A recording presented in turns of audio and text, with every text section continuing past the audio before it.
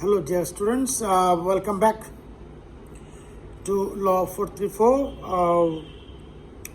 This should be class number 5. So, as you might remember, in the last class we discussed chapter 7. Chapter 7 deals with deduction of tax as source and advance payment of tax. So today I'll discuss something from chapter 8. Chapter 8 says return and a statement. So as you know that as per section 20 of the Income Tax Ordinance 1984, you have got 7 heads of income. So once you identify your income that yes, you have got income from 1, 2 or 3, 4, 5, 6 heads of income, then you have to calculate your income and submit that to the income tax authority. Now, how do you submit your income? How do you inform the income tax authority about your income? You inform the income tax authority about your income by submitting a return of income. That is called income tax return. Every year, every taxpayer has to file income tax return statement containing the particulars of the income of the assessee. So that's called income tax return. In the income tax law, this is known as IT 11 GO. IT 11 GO. That is income tax return. This is the series of income tax returns and other statements. So in part 2 of the income tax manual, you will find the number IT 11 GO. IT 11 GO. That is income tax return. So every year you have to submit income tax return. So note well that for individual taxpayer, the last date of submission of income tax return is 30th of November.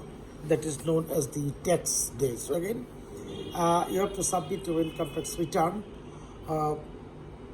by 30th of November each year. That is called the 30th of November is the last day of submission of income tax return, and that is known as the tax day. So you can start submitting your income tax return just from 1st July. As you know that year starts from 1st July and ends on the next 30th of June. So you can start filing your income tax return IT 11 GO from 1st July and you can submit without penalty or without any penal measures until the 30th of November each year. You can get an extension of time by making application to the Deputy Commissioner of Taxes.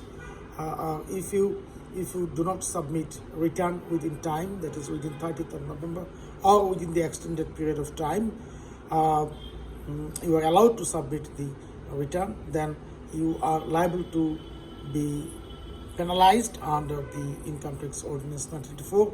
Under section 124, you have to pay penalty for not submitting the income tax return.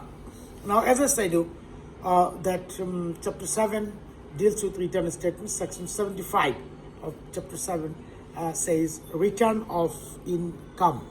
So, subject to the provisions of subsection 2, every person shall file or cause to be filed with the Deputy Commissioner of Taxes the return of income of the income year. So, submission of income tax return is a mandatory one. As you can see that the word used in this section is shall file or cause to be filed. Now, when the return is to be filed, it says that if the total income of the person during the income year exceeds the maximum amount that is not chargeable to tax under this ordinance. So then again it says that if you have to submit your income tax return, if the total income of the person during the income year exceeds the maximum amount that is not chargeable to tax under this ordinance. So the law says that if you have income up to a certain limit, then you don't have to pay tax. If you exceed the limit, then you have to pay tax. For example, that is called the threshold of income to impose income tax on that. So now the threshold is 300,000. So if you have 300,000 taka per year, then you don't have to pay any income. So you can say otherwise that up to 300,000 taka income, you have to pay tax at the rate of 0 or nil. So up to 300,000, it is 0. Now 75 subsection 1 says if you have income exceeding 300,000, that is the taxable limit, then you have to submit your income tax. So for example, you have 350,000 taka.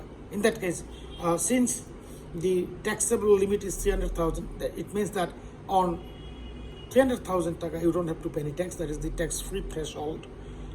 So your 300,000 taka exceeds by 50,000. So your total income is 350,000 taka. So under the circumstances, you have to submit your income tax return because you have to pay tax at progressive rate. Progressive rate means that the income progresses, the tax progresses. So in this case, you have got 350,000 taka income. So on the first 300,000 taka tax at the rate of 0, because law says that if you have income up to 300,000 taka, you don't have to pay any tax. That is the taxable threshold.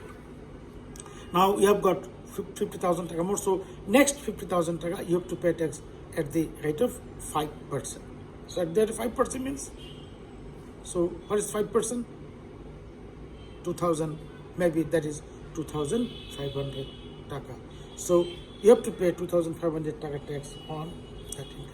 So more your income, as your income increases, you have to pay tax in a progressive rate. So the rate currently is 5%, 10%, 15%, 20%, and the maximum rate is 25% for individual taxpayer. So if your income exceeds 300,000, taxable limit, then you have to submit income tax return.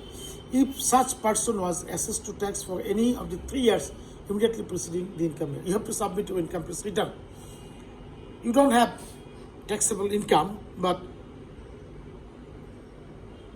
say even except this year, in the last 3 years, you pay tax. So that's why this year, even if you don't have taxable income, you have to submit your income tax return. Now, C says a person has to submit income tax return. A taxpayer, an individual has to. It says, C says, who has to submit income tax return? It says that if the person is a company must file a return. A non-government organization, NGO, registered with the NGO Affairs Bureau, must submit income tax return. A cooperative society, registered under the Cooperative Societies Act. A firm, an association of persons, AOP. A shareholder director or a shareholder employee of a company, a partner of a firm, an employee of the government or an authority, corporation, body, or units of the government or formed by any law, order, or instrument being in force if the employee at any time in the income year draws basic salary of taka 16,000 or more. So you are a government official, but you are drawing a salary, basic salary 16,000 and more, then you have to submit your income tax return. An employee holding an executive or a management position in a business or profession. If you are an executive or if you are in the management of a business, again, if you are a business executive or you are in the management of a business or a profession, then you have to submit income tax return. This says if the person, not being an institution established solely for charitable purpose or fund, has an income during the income year which is subject to tax exemption or lower tax under section 44. So if any institution, if it is not charity, so for example, you establish a trust, but the purpose of the trust is not charity. In that case, you have to submit your income tax return. Whose return? The return of the non-charitable trust.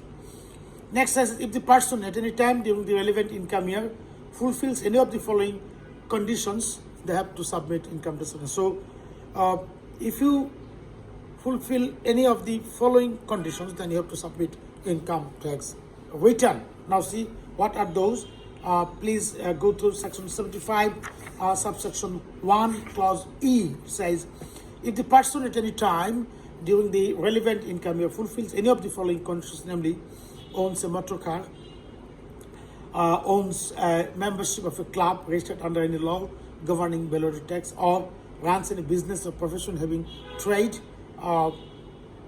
license from a city corporation, a purusha or a union purusha, or has registered with the recognized professional body as a doctor, dentist, lawyer, chartered accountant, cost and management accountant, engineer, architect, or surveyor, or any other similar profession, has registered with the board as an income tax practitioner, has a membership of a chamber of commerce and industries, or a trade or association or body, or runs for an office of any purusha, city corporation, or a members of the parliament, participates in a tender floated by the government, semi-government, autonomous body, or local authority, served in the board of directors of a company or a group. So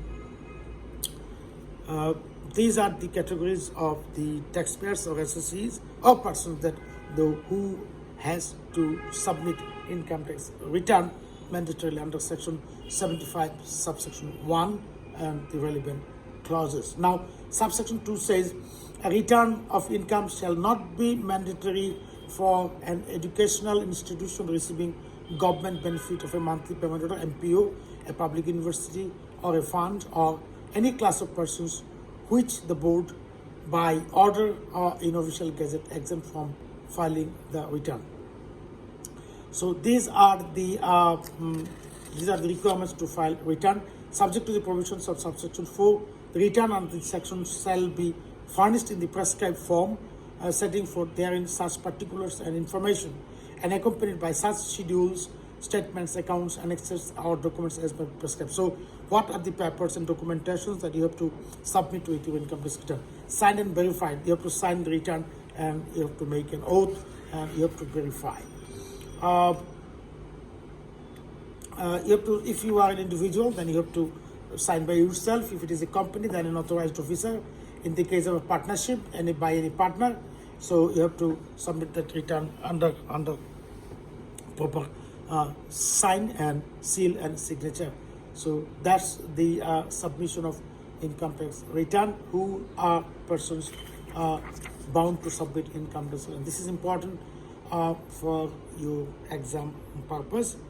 Sometimes it is important for your quiz purpose, multiple choice quiz. As I told you that the quiz 2 will be covered by chapter 7 and chapter 8. So you have to be very particular about chapter 7 and chapter 7, payment of tax before assessment, and chapter 8, as you can see that this is return and statement, section 75, return of income. Now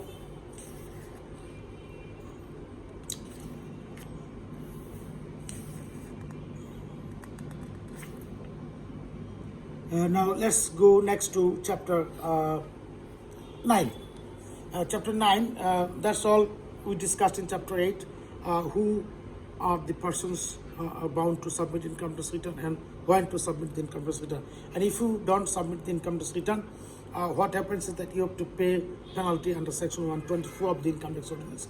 So we'll separately we'll discuss that one, the penal provision. So from at that time you'll be able to know what are the percentage of monetary penalties for not submitting income tax return in time. Now, chapter 9 deals with assessment. So that is important law, assessment. Now, what is assessment? Assessment means calculation of total income and imposition of tax thereon. Assessment means refers to the calculation of total income and finding out taxable income after deductions, and then imposition of tax on the taxpayer. It means that whenever you submit income tax return, or under certain circumstances, if you don't submit income tax return, then in absentia, ex parte, the Deputy Commissioner of Taxes makes the assessment. Again, assessment means the calculation of income and imposition of tax thereon. Now, assessment, there are different types of assessment. There are several types of assessment. So, for example, self-assessment, administrative assessments, broadly categorized. If you broadly categorized classes of assessments, it falls under two categories. One is the administrative or regular assessments, and number two, this self-assessment. In our income tax ordinance, we call it universal self-assessment. So two types of assessments. Primarily, that is, one is the regular or administrative assessments, and number two is the self-assessment.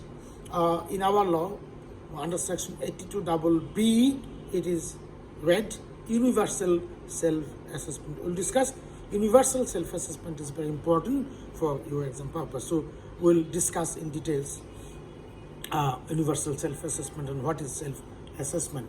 Now, classification of assessments, although not important for exam purpose, but for academic purpose, you have to briefly know the various classifications of categories of assessments as made by the Deputy Commissioner of Taxes. First one, section 821 says provisional assessment.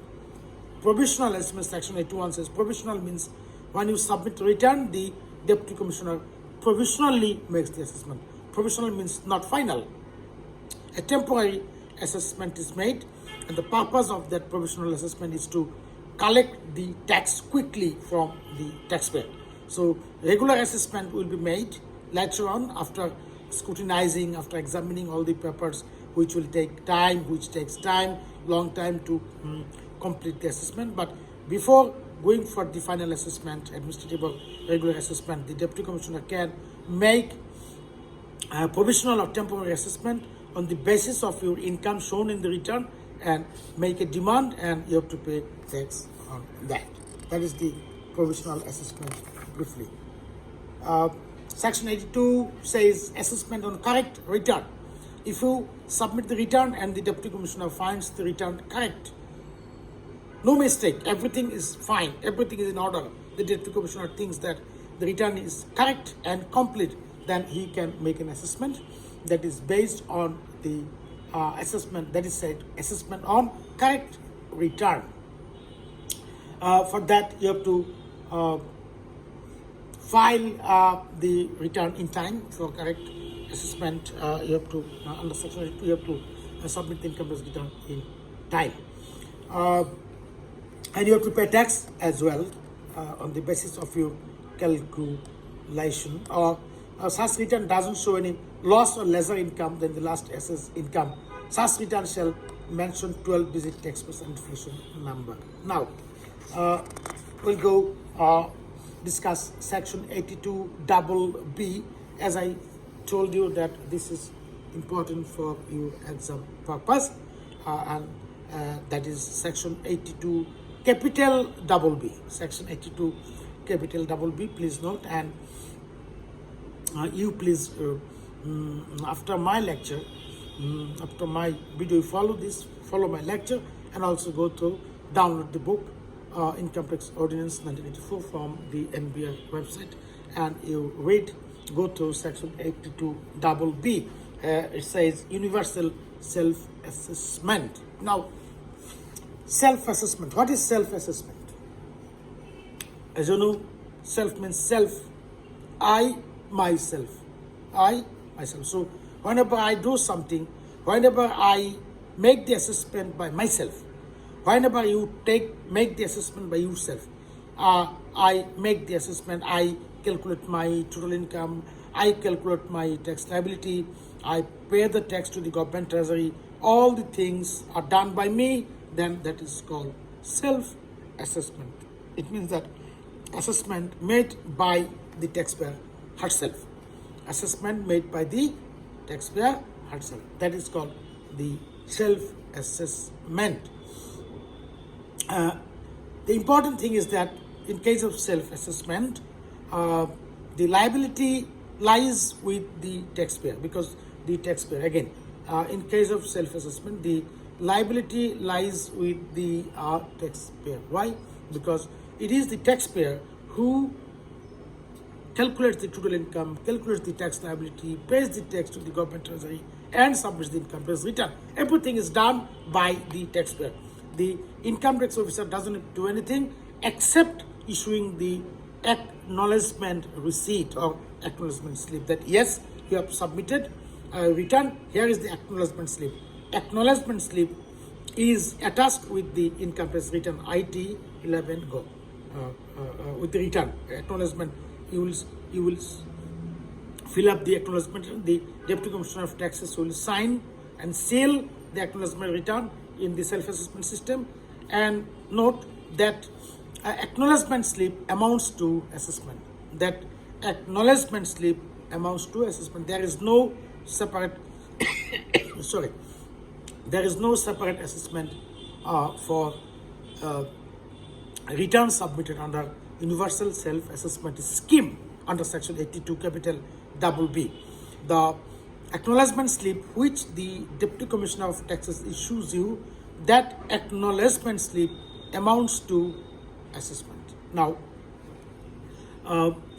if you want to submit income tax return under Section 82 B, that is under the Universal Self-Assessment System, then you have to follow certain rules and regulations. You have to comply. You have to follow certain rules and regulations as mentioned in Section 82 B. Let's see what are those conditions. Briefly, we'll discuss those. Section 82 B, subsection 1 says, where the assessee files a return of income mentioning 12-digit taxpayer's identification number in compliance with the conditions and within the time specified in Section 75, within time, 30th of November, and pays tax in accordance with the provisions of Section 74, he shall be issued by the Deputy Commissioner of Taxes or any other official authorized by him an acknowledgement of receipt of the return, and such acknowledgement shall be deemed to be an order of assessment of the Deputy Commissioner of Taxes. So I told you earlier that whenever we submit a return, the Deputy Commissioner of Taxes will issue an acknowledgement slip, and that will amount to the assessment ordered by the Deputy Commissioner of Taxes. Now, subsection 2 says the Deputy Commissioner of Taxes shall process the return filed under subsection 1 in the following manner. So once you submit the income tax return, the return should be processed, examined, checked by the Office of the Deputy Commissioner of Taxes.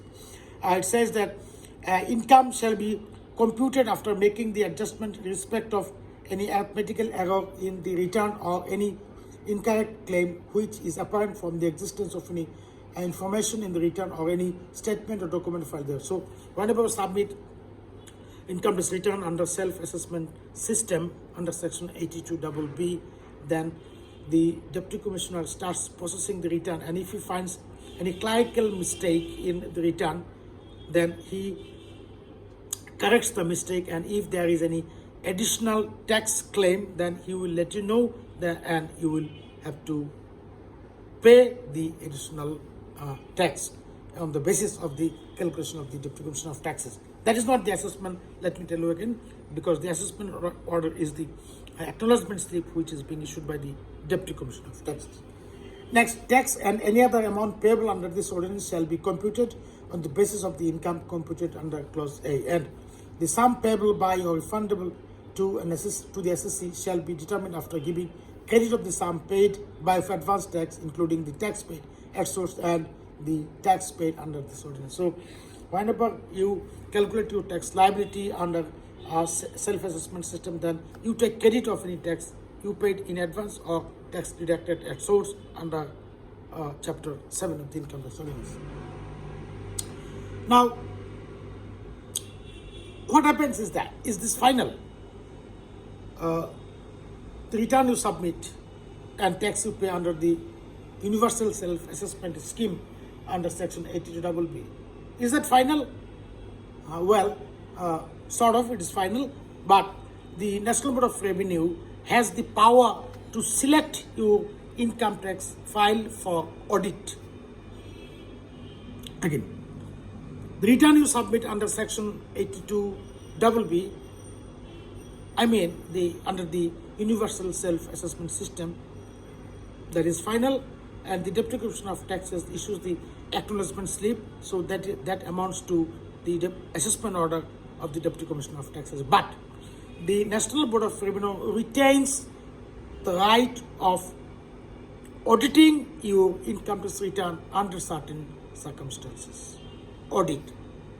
What is audit? Audit means post-mortem, thorough examination of your income tax return. That is called the audit. Now, the National Board of Revenue or the Deputy Commissioner of Taxes doesn't go for audit for nothing. If there are valid grounds for audit, then your return is being audited.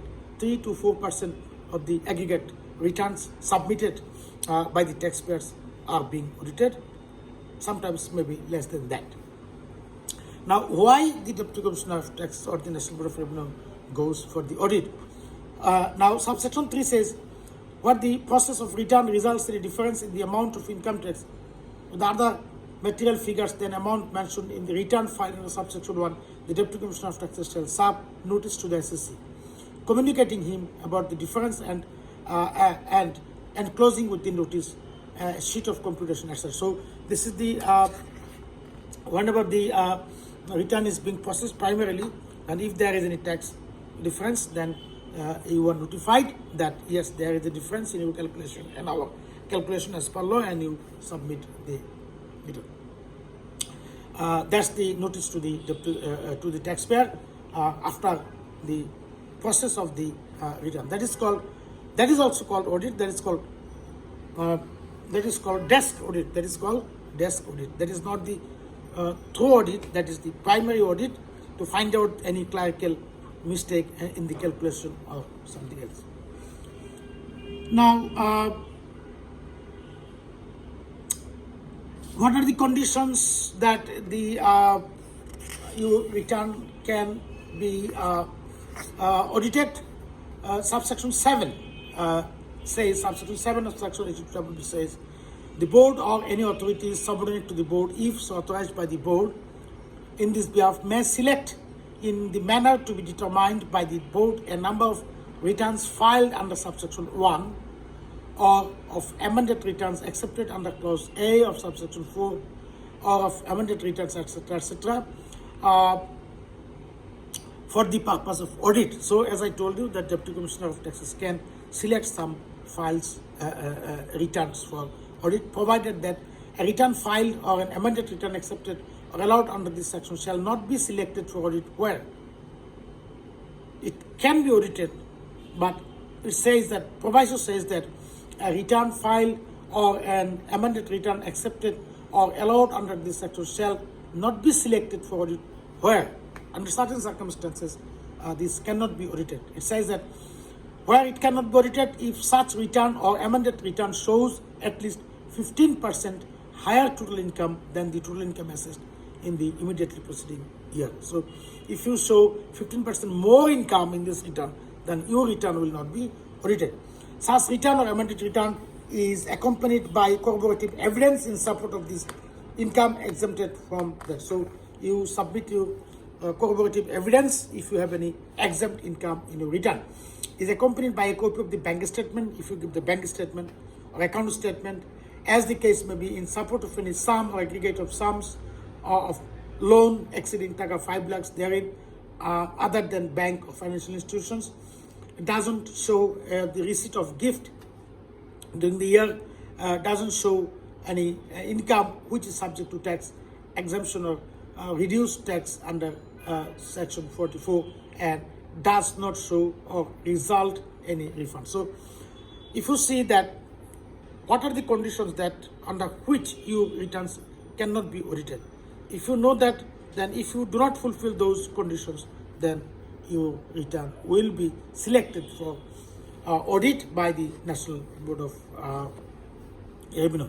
Now, whenever your return is selected for audit, the Deputy Commissioner of Taxes or the NBR thinks that your return will be selected for audit, and in fact it is selected for audit, then you will be notified by the Deputy Commissioner of Taxes through a notice that yes, your return has been selected for audit, and you have to appear before the Deputy Commissioner of Taxes for hearing and submit the necessary papers, documents, bank statements, whatever is being demanded by the Deputy Commissioner of Taxes. And after that, your assessment is final. And if there is any additional tax claim, then you have to pay the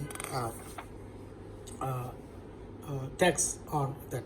So that's the Universal Self-Assessment Scheme under Section 82W. Please go through, and if you have anything more to know about that, we'll be meet in the consultation class through Google, through Zoom, and we'll discuss the issues. The next assessment comes, we'll discuss is the Section 83. Section 83. 83 says assessment after hearing. That is called the regular assessment or administrative assessment. Under Section 83, you submit your normal return, not return under Section 82BB, but a normal return. Then the Deputy Commissioner of Taxes will issue notice of hearing.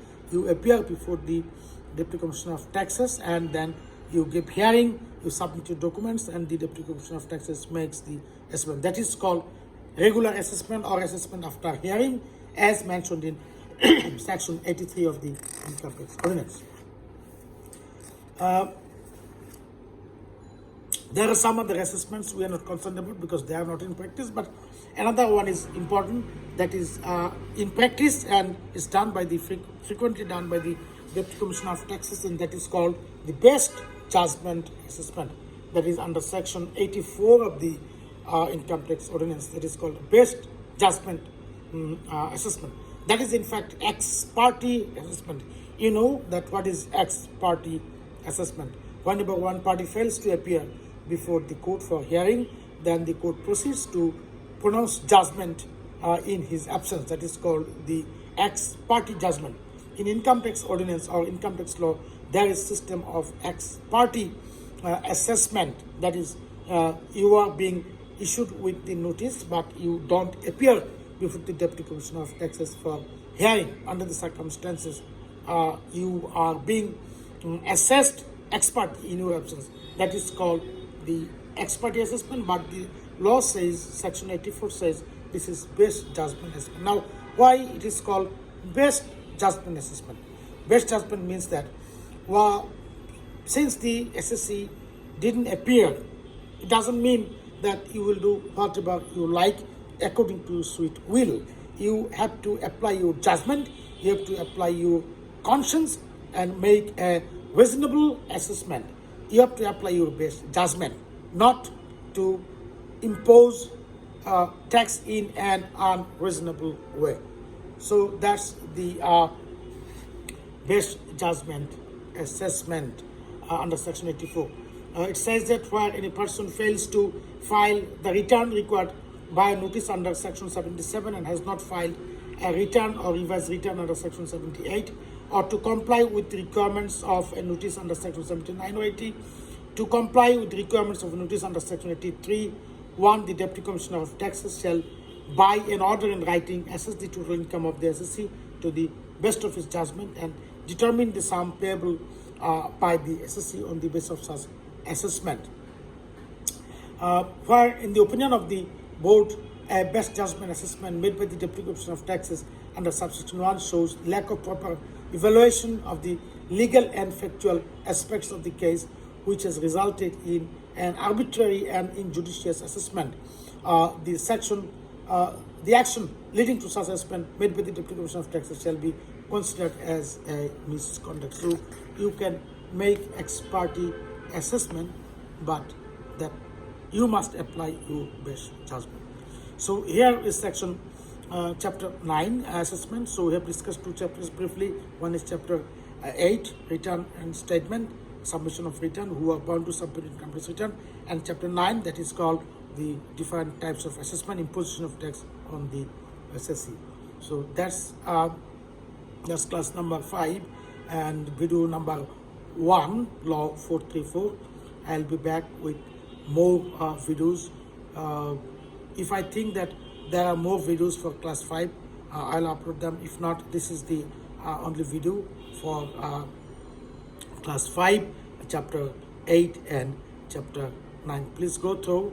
I'll upload this video in the Bucks studio for you, and hopefully after the Eid I will arrange one consultation class, and I also hope that you went well with your quiz test.